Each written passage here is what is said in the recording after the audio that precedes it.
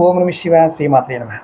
మిత్రులకి, శ్రీభిలాషులకి, అలాగే నన్ను ఇంతగా ఆదరిస్తున్న యూట్యూబ్ ప్రేక్షకులందరికీ కూడా పేరు పేరు ధన్యవాదాలు. మిత్రులారా, మీ అందరికీ పరాదేవత ఎల్లవెల్లలా మీతో ఉండి మీ మనోవాంఛ నెరవేరాలని మనస్ఫూర్తిగా కోరుకుంటున్నాను. ఇప్పుడు ఈ వీడియోలో కోరిన కోరికలు తీరాలంటే ఏ మాసంలో ఏ అభిషేకం పరమేశ్వరుడికి చేయాలి చెప్తాను. ఇది షార్ట్ వీడియో. అలాగే మీకు ఈ వీడియో నచ్చినట్లయితే లైక్ చేయండి, ఛానల్ని సబ్స్క్రైబ్ చేసుకోండి, పక్కనే ఉన్న గంట సింబల్ని యాక్టివేట్ చేసుకొని ఈ వీడియోని 10 మంది మిత్రులకి షేర్ చేయండి.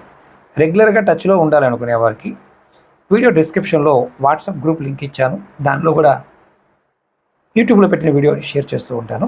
అలాగే ఫేస్బుక్ లింక్ కూడా ఇచ్చాను, దానిలో కూడా వీడియోలు షేర్ చేస్తూ ఉంటాను. మనకి ఇంకా రెగ్యులర్గా సమస్యలు ఉండి వాటికి పరిష్కారాలు, జాతక పరిశీలన చేయించుకోవాలనుకునే వారికి వీడియో డిస్క్రిప్షన్లో నెంబర్ ఇవ్వడం జరిగింది.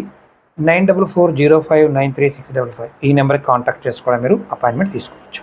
ఇప్పుడు మనం కార్తీక మాసం నుంచి మొదలు పెడతాను, తర్వాత మిగతా మాసాలు చెప్తాను. నడుస్తుంది కార్తీక మాసం కాబట్టి. కార్తీక మాసంలో మీ కోరికలు తీరడం కోసం దీపాలతో శివుడిని అలంకరించాలి.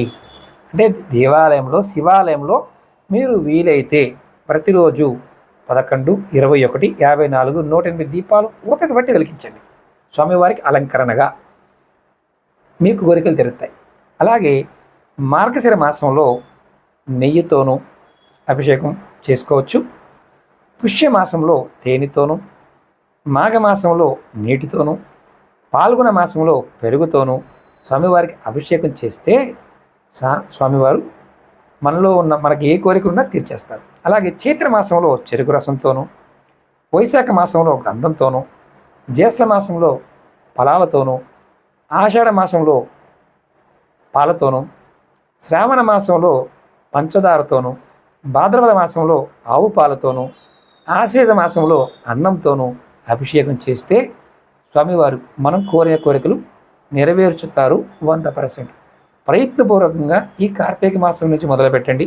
ప్రతి మాసంలో స్వామివారిని అభిషేకించండి. మీ ఇంటి దగ్గర ఉన్న శివలింగానికైనా, దేవాలయంలో శివలింగానికైనా ఖచ్చితంగా చేయండి.